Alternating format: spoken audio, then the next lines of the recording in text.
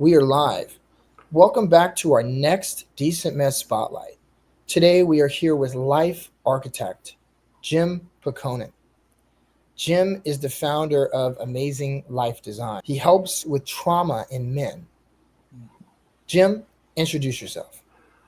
So, my name is Jim Pekonen. I am your life architect, and the core of my business is assisting people to process trauma, especially men. One of the most interesting things about this thing we call life is that we live in the experience of our thinking. And when you have unprocessed trauma, it tends to create a world that you may be insecure, you may not be succeeding where you are, or things that should be easy are very difficult. As your life architect, I assist you not only to understand the roots of your trauma, to process it such that you create an amazing life. That's a little bit about me. So, what got you in this industry? So in December, I will have been coaching for 20 years. Wow. Of that 20 years, over half the time was spent in addiction recovery. What got me here is the fact that as a young person, I experienced a lot of trauma, and it took me more than 20 years to heal my trauma. And here's one thing I want to say is it should not take anybody that long. It may have been perfect for me, but it's not perfect for you. So as a result of that, I have spent roughly the last 25 years not only healing myself, but assisting thousands to heal from their trauma and live an amazing life.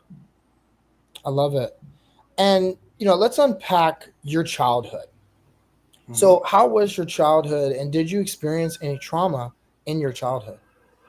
So most people, as I look back on my childhood, I think it was normal, but I had some very unique traumas. Mm. As a child, I was abused. I was sexually abused by both genders. So, and the primary abuse was my parents went to Europe and left me with a pedophile. So that impacted my entire life. It impacted high school, college, and beyond. And I have healed that to the point that I can now speak about it without any emotion. And it's funny because I would say I had a normal childhood, although a a very high percentage of females have experienced sexual abuse as young people, and it is over 50 to over 60% of the men have experienced sexual trauma or emotional trauma. So trauma is at the core of my coaching. And if you have or know of a young man, mid-teenage years, 15 to upper years, or if you're a man that's in your 30s, 40s, 50s, and you know that something's there, now is the time to get it processed out and create and live an amazing life.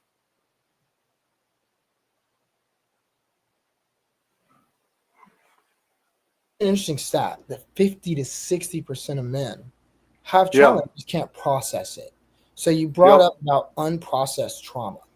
Mhm. And I had a former provider when we did a documentary about PTSD, and I'd love to speak a little bit about that a little bit later.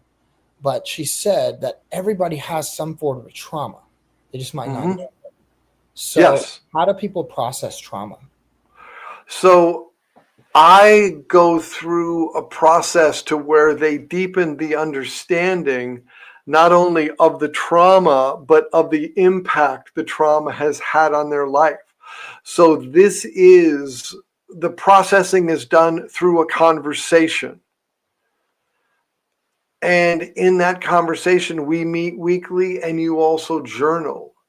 And the thing about processing trauma is that everybody's trauma is a little unique. So with in working with me, we are working, your life is the program.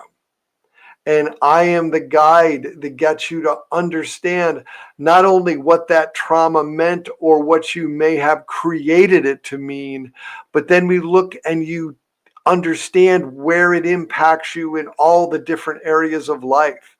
And the deeper you understand something, what arises is the ability to transform slash process slash heal slash whatever word you want to create, to where you create and live an amazing life. Does that make sense?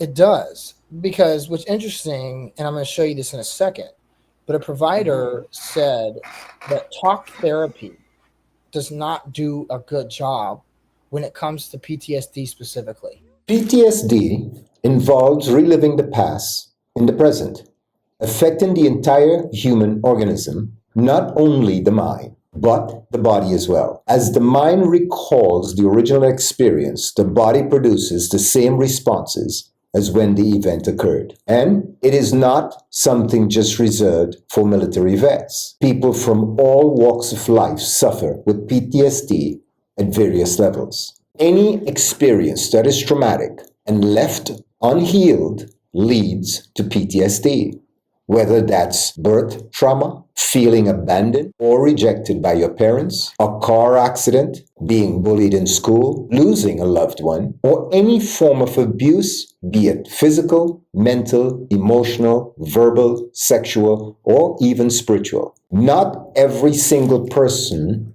who has spent time in the armed services, whether military or protection services, suffer from some form of PTSD. Combat, however, is a major cause of PTSD. Imagine, if you will, being in the battlefield. Both your mind and body are being pushed beyond your normal limits. Triggers and bullets are flying. Guns are firing. Bombs are being dropped. Your brother in arms sitting next to you is injured. And to top it off, you're receiving orders to kill innocent men, women, and children. This is trauma, except you have no time to deal with this trauma, no way to process it, because you are in the heat of battle. Essentially, you have to shove it all down, suppress it. Every feeling, every emotion, you have to remain focused on the task at hand. So, shove down where? In your body. And until healed, these traumas will keep you stuck in a state of chronic fight, flight, or freeze. Hearing of fireworks can send you straight back into the battle zone, re-traumatizing you all over again. Smelling gunpowder can send you straight back into the battle zone, re-traumatizing you as well. Watching a war movie can re-traumatize you. This is the essence of PTSD. PTSD affects not just the mind, but the body. Sufferers often experience chronic muscle tension, digestive issues, immune system dysfunction, cardiovascular problems, problems sleeping, problems being in relationships, just problems functioning from day to day. Now imagine you're in a heavy combat zone doing this day in, day out, month after month. That's a lot of trauma. So what do you do when you return to your normal life? Well, you learn to cope with the suppressed trauma with any distraction you can find: alcohol, sex, porn, violence, drugs, gambling, or any other high risk behavior. So, what are your options to heal? Well, when you return home, your country may provide you with some form of pharmaceutical drugs to numb the symptoms you're experiencing, or in the form of talk therapy, which only deals with the way you experience the trauma. Neither options addresses where the trauma is stored in the body and how to truly heal it. He's going through a story, and Mm-hmm. in that documentary, a man had PTSD. He was a former Mm-hmm. Israeli soldier. And in this scene specifically, he outlines how people with PTSD traverse through life, Mhm. whether it's the way that they react to stress and trauma and triggers. The Yep. fact that a lot of people with PTSD, when they come back to the States, they have no outlet for their PTSD. Yes. So when he talks about the outlets that people have, it's really one of two options: it's pharmaceuticals or it's talk therapy. And Yep. he mentions how the problem with talk therapy is that you never go into the body. That's why Right. I'm he mentions gonna I'm gonna actually talk about a third option because there's a third option that's out there now. But keep going. so. And when he talks about it, he mentions how people that have trauma, and as they're Hmm. dealing with this, it gets trapped in your body. So Hmm. it might get trapped in your lower back. It might get Yep. trapped in your solar plexus. It's trapped Hmm. somewhere in your body and stored as pain. Yes. Exactly. So he has this theory that with somatic yoga in conjunction Hmm. with plant medicine, so you can get out of the mind completely. So when you're on Yep. these psychedelics, whether it's bufo, combo, even marijuana, you're outside of your I brain. would not really marijuana. Marijuana is just a numbing agent, but I'll say whether it's psychedelics, whether it's ketamine, whether it's mushrooms, Mhm. bufo, those things are showing incredible resolution with the proper talk therapy. Mm. Because you have to have both of those. Mhm. Now, you also mentioned pharmaceuticals, and you need to understand that most typical pharmaceuticals, once you get on them, they want you to be on them your entire life. Yep. That does not heal the PTSD. It just buries it down and numbs it. And in the event you get off those things, now that PTSD is going to come up. And one of the reasons that talk therapy, tradition, and I'm going to say as opposed to talk therapy, I'm going to talk to traditional therapy, okay? Mhm. Because in traditional therapy, most therapists, you go in every week and you talk about how was the last week with your trauma? How are you doing? Okay, great. How was the last week with your trauma? And you're really not doing anything to process that trauma and have your body heal from it. The process that I use has you understand the roots of your trauma, which, if you have PTSD for any reason at all, the roots of your trauma happened long before the PTSD incidents happened. But Mm. yet, when that incident happens and you now have PTSD, it is reinforcing a very young age trauma, and your mind gets caught into looped stories. Does that make sense? Yes, it does. One of the things that I know is we create our life in the realm of story. And Mm. in that realm of story, if you do not understand the roots of your story, you are bound to keep having cyclical things happen. You're bound to keep having cycles and cycles and cycles. This morning I was talking to a gentleman, and one of his frustrations is the same thing keeps happening to me again and again and again. And we did just a little bit of the work that I do, and bam, all of a sudden he saw the root of it. He saw one of the roots of it. And in seeing one of the roots, all of a sudden it's like, I can see why my trauma repeats itself and repeats itself and repeats itself. So, one of the things that I bring to this is an understanding of how to process trauma. Mm. I am not a therapist, I am a coach. And one of the things that I do use after working with somebody for a time to where we both understand the roots of your trauma is then and only then can we bring psychedelic medicine in. Now, here's Mm. a little side note about psychedelic medicine in America today. It is still illegal. Mhm. And I don't want to go into all the history of it, but from the 60s, as a result of what occurred in the 60s, psychedelics are illegal. And yet they are showing so much promise, not only for military and law enforcement, but for regular people. Because, like you said before, we have all experienced levels of trauma. And yet, the deeper you understand your trauma, the easier it is to transform your experience of life. Now, here's one of the things that I just got to make really clear, right? After our work, your trauma is still going to be there.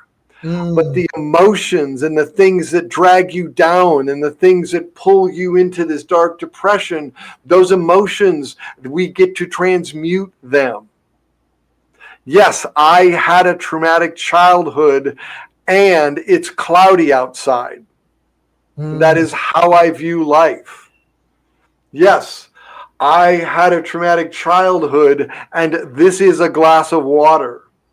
Both of those things are true, but I don't know if you noticed, there's no charged energy around saying the word my trauma. Does that make sense? It does. And what I love about what Jim does is that, again, for people with PTSD, CPTSD, or even trauma, there needs to be multiple options. And having someone like Jim that's going to help you where maybe you prefer something more traditional, but you see that talk therapy just hasn't done the best job for you, your trauma, or other people that are in your lives trauma. But you don't want to go super extreme. You don't want to go to plant medicine. You don't want to go to Paraguay. You don't want to go to Panama or Costa Rica or wherever. Right. You want to stay where you are. You want to get the healing. You want to do it traditional means, but you want to do it in a different way. And what Jim does, and correct me if I'm wrong, Jim, and speak more on this, is that Jim will coach you through your trauma. And if you need additional things like the plant medicine, then you'll do that. The problem is that people are pushed to an either or. I have to do as much plant medicine as possible and fill my cells with plant medicine on top of plant medicine. And then I'm in this constant loop where I feel good. And then 9 months later, I got to do plant medicine again and over again. Or I do talk therapy and I'm going to talk therapy for months on end, and there's no results. So Jim, tell the audience, why is coaching the best option? And what's a typical period that your clients work with you for? So I'll start with that last question first. Typically, my clients work with me anywhere from 6 months to 18 months, depending upon the severity of your trauma. Second thing I want to speak to, the difference between traditional coaching, traditional therapy, and the coaching I provide. With traditional therapy, and I'm going to repeat myself for a minute, you're going week after week after week, and you're discussing how is the trauma this week? How is your trauma this week? How is your trauma this week? You're not doing anything to heal it. And then in addition, oftentimes they put you on pharmaceuticals. Yeah. Once you are on a pharmaceutical, the intention is to be on it for a very long time. And the experience I have had with clients is it tends to numb your experience of life. Interesting. Let's talk about my coaching. Yeah. With my coaching, we start right here where you are. We go into the past a little bit. The first session or two, we go into the past. But then we're actually, how are you doing this week? We are looking future forward, having you understand how you create this experience of life. And the questions you bring to our sessions assists you to deepen the understanding of how you create this experience of life. And as you deepen your understanding and as you understand the roots of your trauma and how those roots impact you today, that is where transformation occurs. Yeah. Because the deeper you understand this crazy thing called our mind, right? And our mind, right, we have a light side and a shadow side.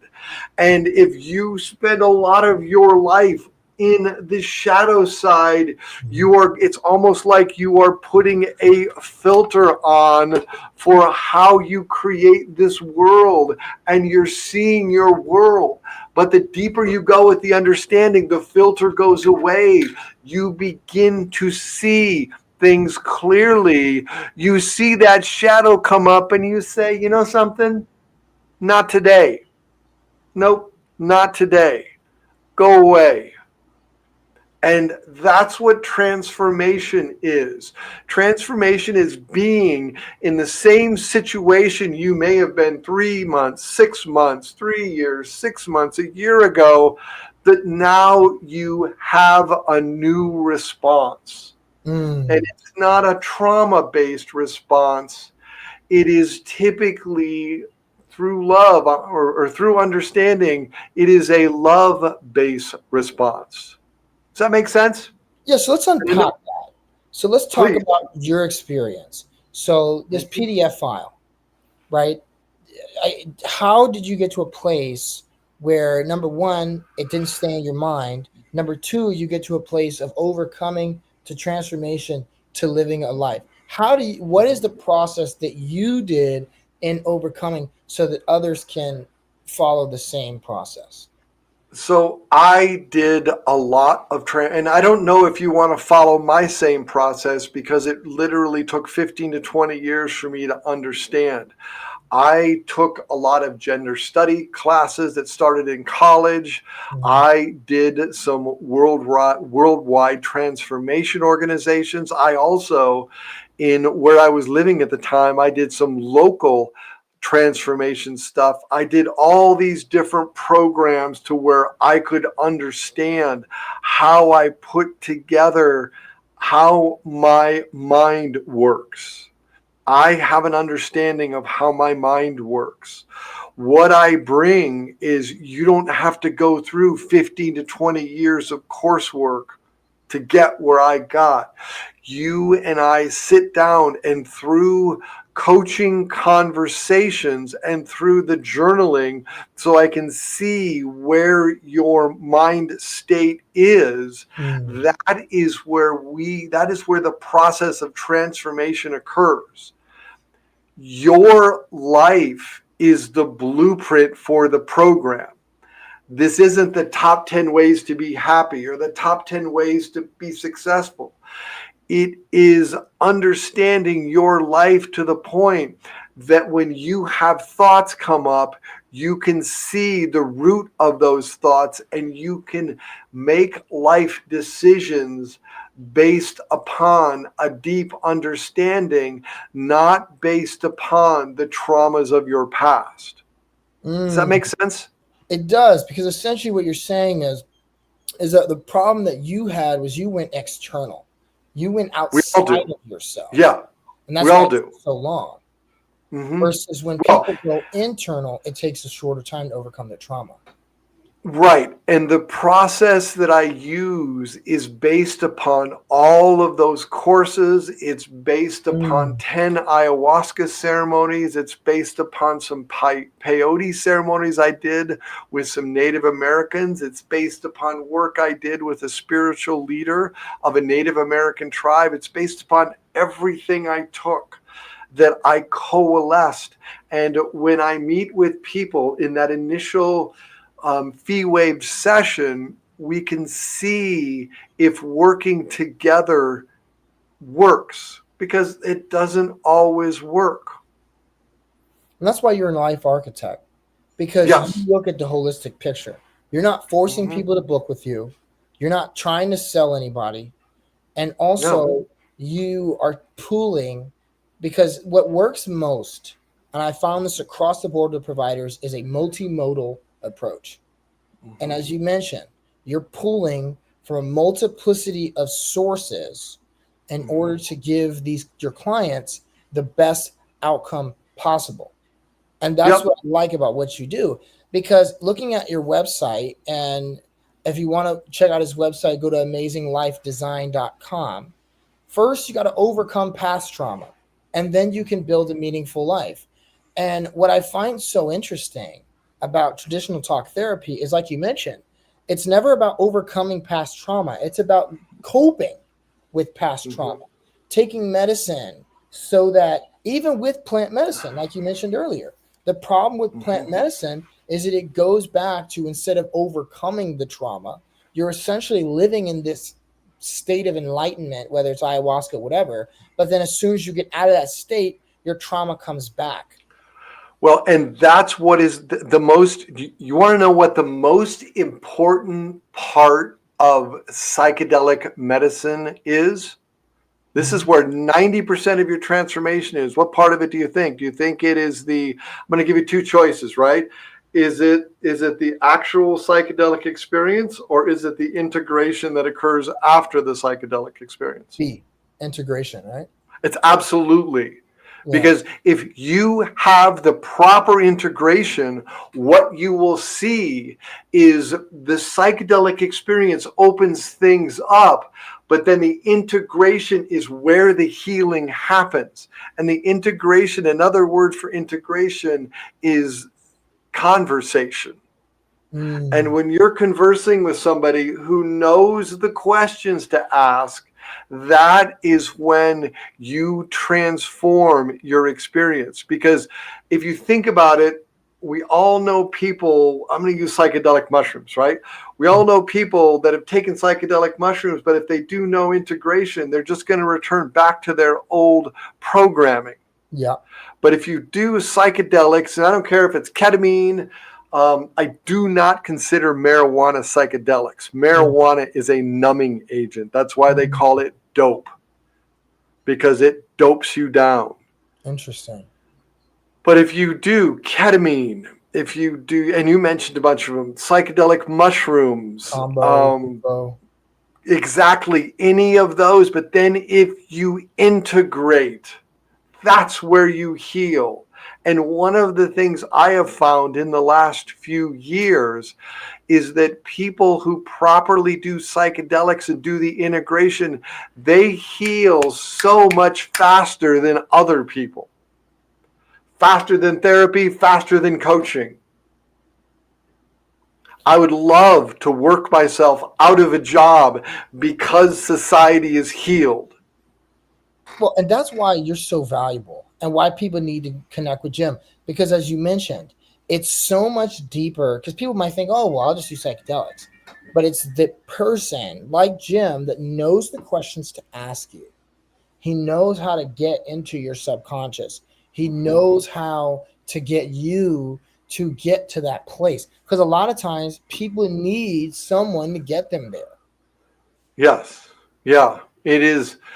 And I know some of you are going to say, well, Jim did it. Yeah, Jim did it, and it took him 15 to 20 years. Exactly. And here's the thing, if you have 15 to 20 years, go for it. But may I give you a very relevant recent example? Hmm. Okay. So, as of, y'all know that Charlie Kirk was assassinated a while back, correct? Yes, sir. At the Charlie Kirk assassination, 50 feet from it was a former client and his brother. Mm. In line to ask questions was their brother in law, less than 20 feet from the assassination. The Wow. moment this happened, the father of the brothers, and I've done work with this entire family, called me and said, I need help. I had two people that were 50 feet away, and one person was in line, and they're not doing well. That evening of September 10th, we had a 3-hour Zoom session with 7 people. Let me see, 1, 2, 3, 4, 5, 6, 7. 7 people. I processed all 3 of the ones that had been there, and then I also processed everybody else. I did some follow up work. 6 of the 7 are doing phenomenal. The one that was 20 feet away, he needs further work. But the father said, since he owns his own company, if he wants to work with me, he's got to reach out, and we're talking. But imagine these people witnessing an assassination and they don't need therapy. If you were to reach out and ask them how they're doing fine.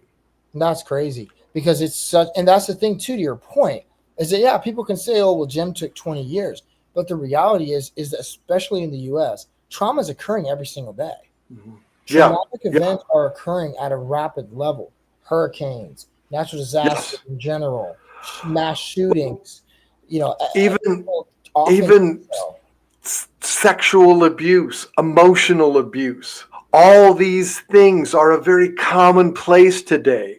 And one of the reasons that I want to focus on men and especially young men is in the last 10 years, it has become far more difficult to be a man in this society. Mhm.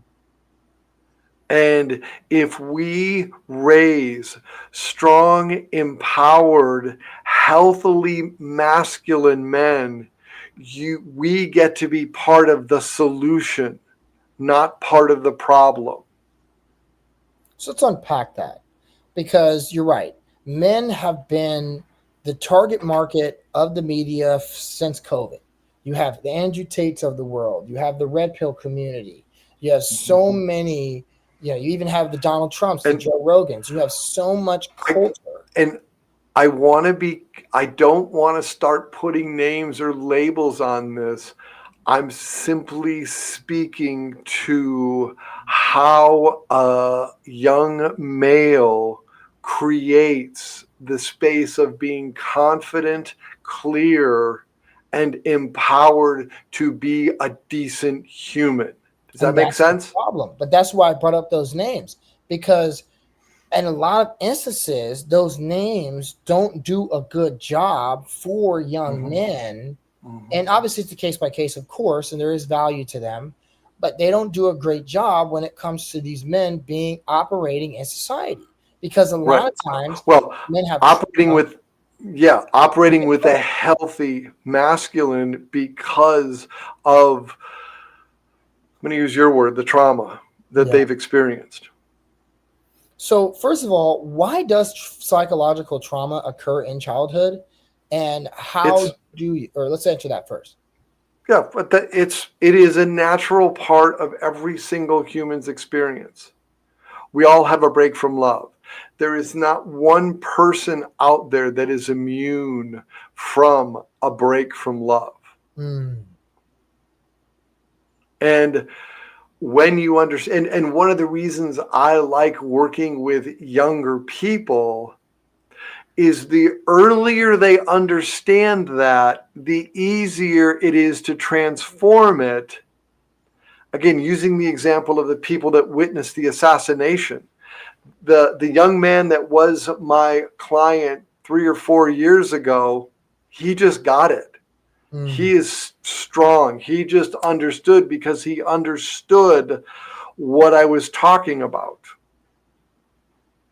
And even the family members, right? The mom and the wife of one of them, even they got it. And then a sister who wasn't even there, but these are her brothers that experienced this. They got it. Now the one gentleman, what I was told is that night he cracked open because he was holding everything in. Mm. So he is on the path of healing. And that's where empowerment comes from. So that's a great point you just made. And it's a little repetitive, but it is an important question that people are probably asking, is how do I heal my childhood trauma? And I have a book. If I don't have the book here, but I do have a book. And, I wrote a book last year. It's called Wounds to Wisdom, The Art of Healing Trauma. Mm. That book is my process. But for those who want to move quicker, because oftentimes self-help books become shelf-help books Yeah. because they sit on the damn shelf over there. And that's why a transformational coach might be the perfect thing for you watching this, Especially for young men. Because again, especially for young men. young And men you don't have know, the sources, they don't have the tools, they don't know where to right, go. right. And and the funny thing about young people, and I'm just going to say this about all young people, right, is that parents, unfortunately, when they get those teen years, they don't hear parents. Yep. They hear grandmothers, grandfathers, aunts, uncles, and coaches. That's why if you have a if your child is in a sports program, that that program is not coached by a parent whose kids are in there typically, right? It's coached by an external person, and they listen to they hear the coach, what the coach says. But there, right, in a sports area, the only thing the coach wants to do is maximize the performance of the team, so they don't get into the head stuff. As a Mm. life architect, I get into the head stuff. I have you understand how you create this experience called life. And I think that's very vital. I mean, you look at, for a sports example, you look at Colorado football team. Mm-hmm. Deion Sanders is one of the few coaches that actually does, as you mentioned, get into the head stuff. I remember he brought Yeah. in Brittany Renner to speak to the athletes about, the potential of women that could, try to take advantage of them. And most importantly, he left an imprint on some of these players like Travis Hunter that will always be there. And to your point, that's one of the benefits of Jim is leaving that imprint that 2 years later he could be your former client, or he could be a former coach. But when something happens, you have someone to call, you have someone to listen. That's the biggest thing, because it's the case of athletes like you mentioned. Travis Hunter is a Heisman winner, number 2 pick in the NFL, very highly coveted.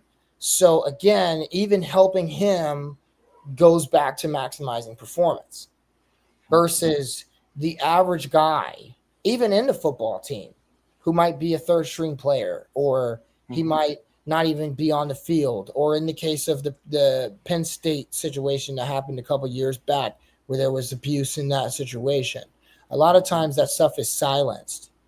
And that's the problem with men, is that we're told, say nothing. Right. Oh, I'm Right. fine. Oh, nothing's wrong. So Don't what cry. do you give? Exactly. Don't Yeah. cry. You're not a man. Yeah. What Man advice up. do you give to men that are bogged down? They're at the point of suicide almost, and they don't know what to do, and they Yep. have nowhere to turn because society has told them to just shut up and deal with it. That mainstream has told them that depression doesn't exist, and they have no outlet to turn. Yeah. What message do you have for those men? This is what coaching's about. It is about understanding you. And Mm, when you understand you, and those insecure, those dark thoughts, when they come up, you can see them and say, not today. Not today. mm. So they'll Because communicate with you. Oh, I'm sorry, Jim. You keep telling me. yeah, no. They do communicate. It's like I have a pair of brothers that are on. Anytime they need me, they call. And right now, I'm working with one young man in 3 critical areas of his life, Mm. and he is winning. He is winning, and it is amazing to see his growth. And I've been with the family for a few years now. And the thing is when the young men need coaching, and these aren't even troubled men. These are just these the younger brother already has the wisdom of a mid 30s to mid 40s man, and the Mm. older brother is getting there, and they are making incredibly wise choices while they're still in school. Can you imagine what's going to happen when they get out? They're going to be amazing men. They're examples. And that is a really important thing for the audience to know. Because I know how a lot of men think, oh, why do I need coaching? The thing that he Yeah. said that really should make you think is, not only is he helping you with overcoming trauma, but he's helping you with maturing. with maturity, because Yeah. men, our brains do not fully develop until about 25. I was going to So say 22 to 25. Exactly. 22 to 25. So from 18 to 22, that's college age, and possibly from 22 to 25, you're still maturing. You're still figuring out, what do I want to be with my life? What do I want to do? What man do I want to be? Do I have a relationship? Do I have a girlfriend? So, Do I have a, whatever yeah. it is? Yeah. Jim, that coaching is more than just you overcoming trauma. It's you helping to become a man. Yeah. And it's you helping to create an incredibly successful life Mm, and then living with the joy at a very young age, living with confidence, living with clarity, understanding that the trauma was something that happened way back when, but you're focused forward and you're not on pharmaceuticals. And and all of a sudden you surround yourself with strong men. It is an incredible thing. to touch on that, what's the power of community? Because there's a stat, and I want to pull up that stat. Yep. What percentage of men have no friends? Oh my God. Yeah. Pull that So this stat up. I want to hear this. to the LA Times. LA Okay. Times, more than 1 in 7 men have no close friends. This according Yeah. to AI Overview Google. Approximately Yeah. 15% of men report having no close friends, a fivefold increase since 1990, according to a 2021 study by the Survey Center on American Life. Other estimates suggest 20% of single men lack close friends, and 15% of men under 30 report having not one. So as you see, See, if you are not in community as a man, you are going to let your insecurities rule you. mm, And that is where it is like you are on a foundation of thin ice and you're too scared to do anything.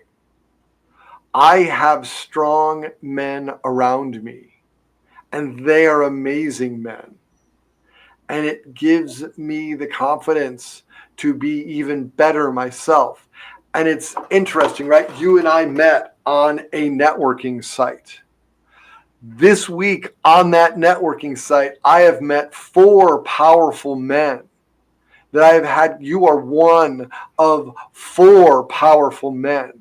I want to surround myself with empowered men because it makes a difference. 100%. And I think that is one of the biggest crises in the US, that Yes, there's a lack of fathers and there's a lack of friends. right. And there's a lack of solid friends. Yep. Can you imagine if I went and coached a whole team of some sport and everybody got to understand themselves? Can you imagine the powerhouse that team would be? Because one of the things about being a male is that when we understand the weaknesses of another man, we may chide and joke about that because that's how men are. But if you're on a team and all of a sudden you're doing an organized team thing, and I don't care what that is, you have each other's back. And I've got to think back the example of the Spartans. And if you think of the movie 300, one of the things about the phalanx, right, is about that when they had a defensive pose, every man was protecting the man on his left. He would give his life to make sure that person kept theirs. And by going all the way around, that provided an impenetrable circle. Mm, That's what I want to bring to manhood now, is the ability. So we joke, right? And if you've ever watched the movie 300, it's such a phenomenal example of how men interact. But if you ever watch that, the thing is these men had vicious, really vicious humor. But when push came to shove, and if you really look at the historical aspects, in a matter of days, they killed between 15 and 20,000 enemies with 300 men. Xerxes was so frustrated, and they viewed life different. So when those 300 lost their lives, that is how they got to heaven. But the thing is if you look at the rumors of what happened, they took and they cut their heads off and they put them on posts, right? And Leonidas's head, the rumor is that even his enemies would walk around the head because they were afraid of it, even in death, because they were such strong and authentic men. And just for clarification, I'm not talking about men who beat women. I'm not talking about men who are verbally or physically abusive. Those are not men. That is the byproduct of a weak society. I am talking about empowered men that stand for humanity. And for the younger crowd, or people my age, I mean, a lot of people know 300, but two movies that I always remember. One is my father's favorite movie, and another one is something I thought of when you were speaking about sports. Coach Carter and um, the Denzel Washington movie, the Remember the Titans. Yeah, Those remember the are Titans. movies. Great movie. My Yes. dad loves that movie, and they Mm-hmm. illustrate the power of a coach. You look at Coach Carter, for example.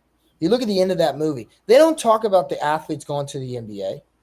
They talk about the athletes that made something of their lives. They graduated college, they got a job, they became productive members of society.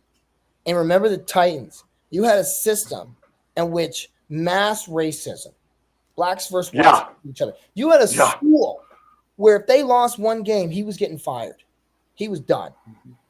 And he was able to take two different groups.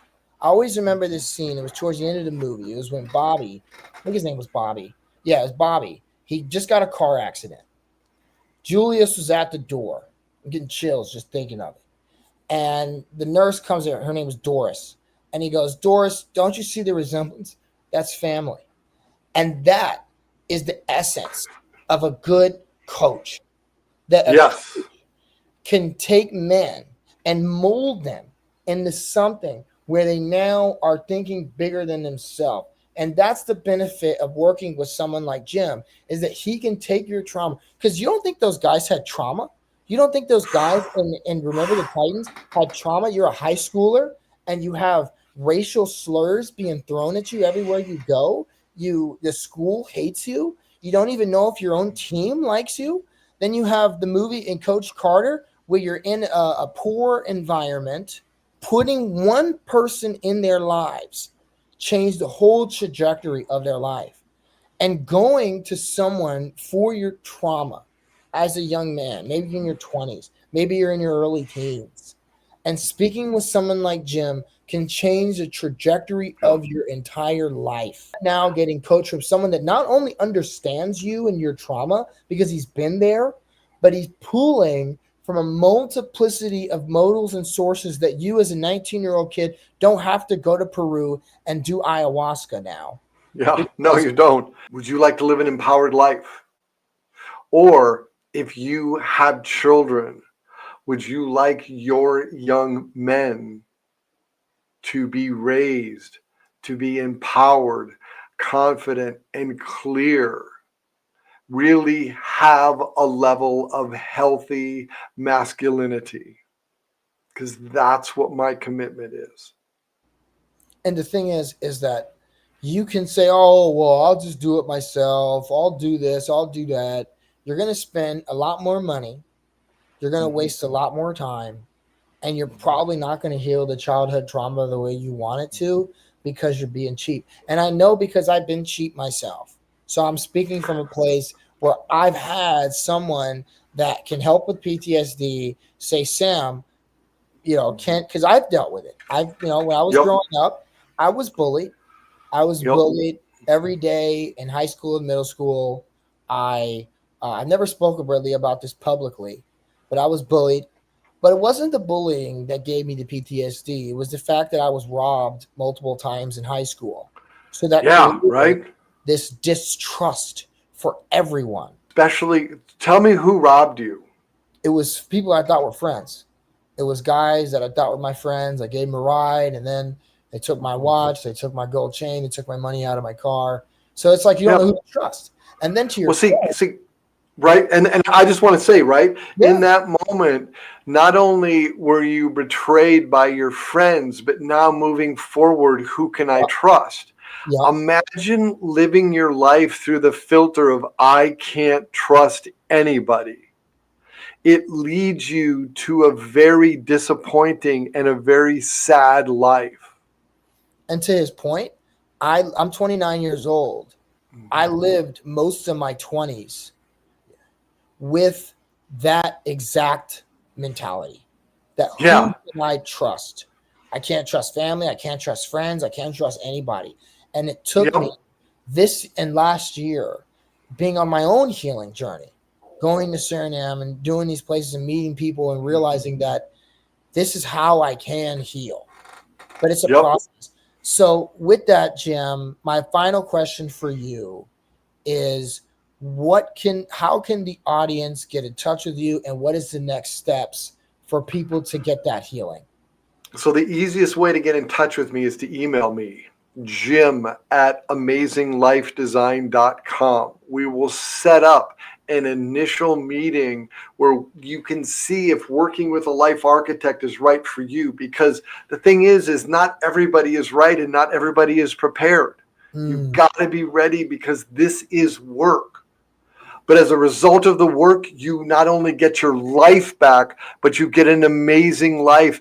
And where you're sitting now, you cannot see the sunshine that life will become because sometimes those clouds, right? That trauma, that drama tends to cloud it up. But my commitment is that each and every person that I interact with is better as a result of the work we do together. mm. So that's Jim Peconin, Well, it's life just Jim. It's just Jim at Amazing Life Design. Jim at Amazing Life Design. I'll put Yeah. that so you guys can see it and check out his website. And he will be live on the website soon. And that has been our latest episode of Decent Med Spotlight. Thank you for your time. Yep. And Sam, thank you very much. And for those of you listening, thank you for giving the greatness of your life a chance. For that, I am eternally grateful. Thank you.